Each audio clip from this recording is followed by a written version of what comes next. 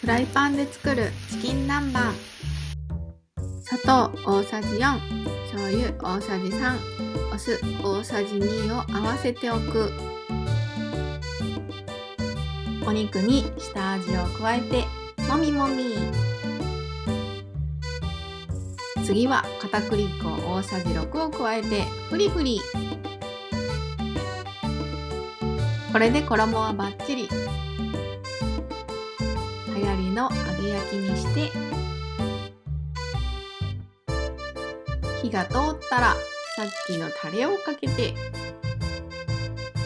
もう家中がチキン南蛮の匂い。これだけで子供が集まってくる。